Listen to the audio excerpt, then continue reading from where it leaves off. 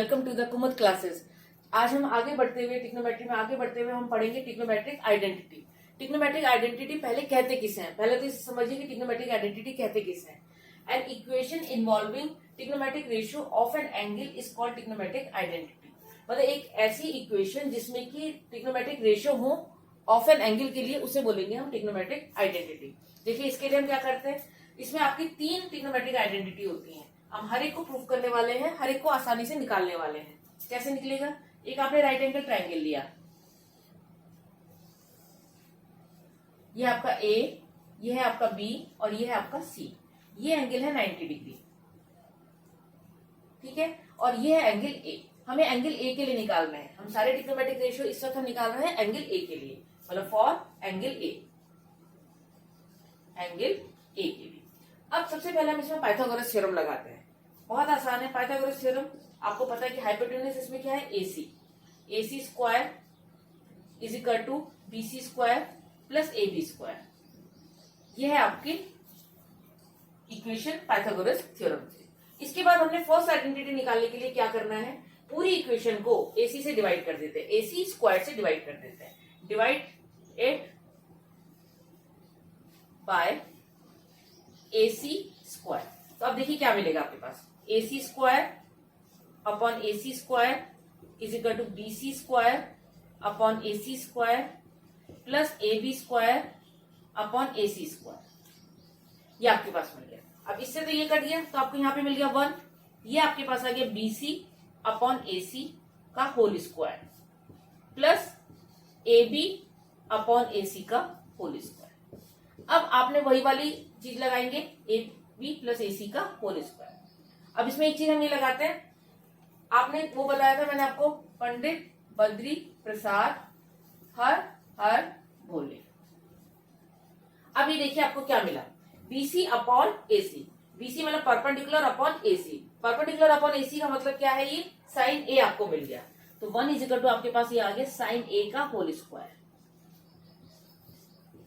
Second आपका A B upon AC. A B upon AC का मतलब है कॉस, तो ये आपको मिल गया कॉस ए का होल स्क्वायर। तो इक्वेशन आपको मिल गई 1 is equal to sine square A plus cos square ए।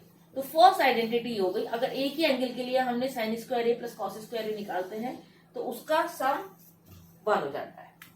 ये है आपकी first identity. This is first identity. अब बहुत आसान है, फर्स्ट आइडेंटिटी आपके पास आ गई। तो चलिए हम फर्स्ट आइडेंटिटी अगर यहाँ लिख लेते हैं कि फर्स्ट आइडेंटिटी आपके पास क्या आ गई है। फर्स्ट आइडेंटिटी आपके पास आ गई है sine square theta plus cos square theta is equal to 1। This is first identity, sine square A plus cos square A is equal to 1। This is first identity. अब सेकेंड आइडेंटिटी के लिए आपको कुछ नहीं करना है, आपको ये वाली इक्वेशन लेनी है। इसमें अब आप डिवाइड करेंगे किससे, अभी तो आपने किया था एसी से डिवाइड, अब इसे करेंगे एबी से। एबी स्क्वायर से डिवाइड कर देते पूरी इक्वेशन को एबी स्क्वायर से। अब देखिए इसमें क्या आएगा, AC upon AB, AC square upon AB square, BC square upon AB square, और यहां पे आएगा आपके पास AB square upon A B square. ये आ गया। तो अब इसमें देखिए क्या हुआ, ये एसी अपॉन एबी का होल स्क्वायर, और ये आ गया आपके पास बीसी अपॉन एबी का होल स्क्वायर, और ये इक्वेशन मिल गया आपको 1। अब बताइए AC upon AB, AC upon AB, AC upon AB. आपको पता है कि एबी बेस अपॉन हाइपोटेन्यूज होता है कॉस, और कॉस का रेसिप्रोकल होता है सेक। तो इसका मतलब ये क्या मिला है आपको, सेक मिला है। एबी एसी अपॉन एबी आपको मिल गया सेक। तो ये हो गया आपके पास सेक ए का होल स्क्वायर।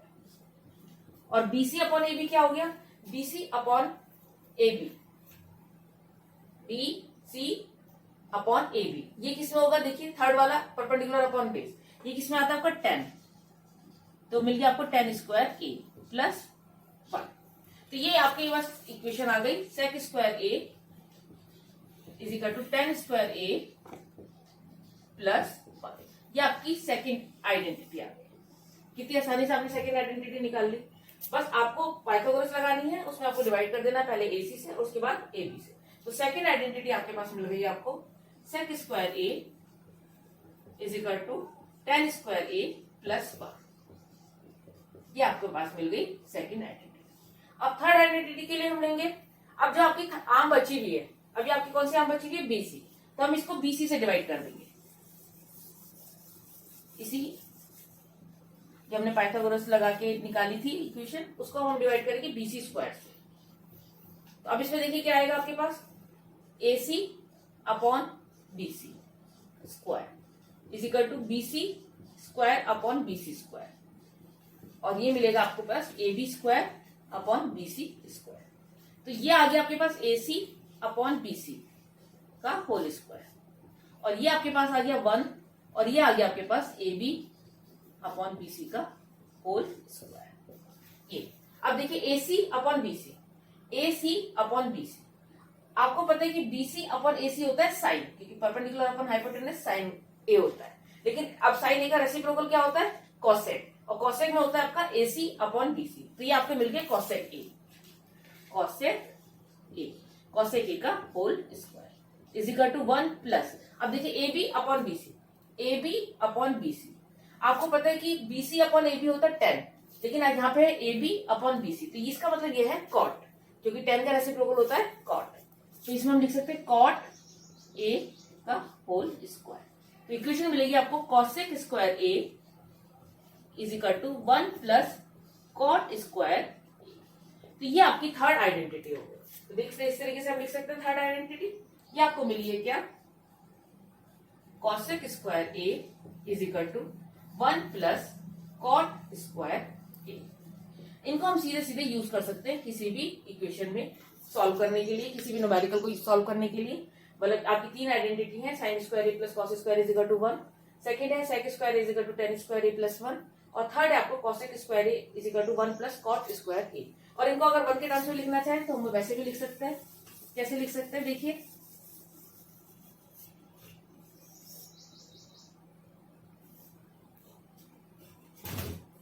इसमें ये लिख सकते हैं आपका sine square A plus cos square is equal to 1, और ये वाला आ जाएगा आपके पास sec square A minus tan square is equal to 1, और ये आ जाएगा आपके पास cosec square A minus cot square A is equal to 1। इस तरीके से भी आप तीनों आइडेंटिटी को यूज कर सकते हैं, जहां पे भी आपको यूज करना है। ठीक है बेटा, तो कितना आसान है ट्रिग्नोमेट्रिक रेशियो की आइडेंटिटी को फाइंड करना। इस तरीके से आपके पास तीन इक्वेशन आ गए, इनको तीन को डायरेक्ट आप यूज कर सकते हो। Thank you.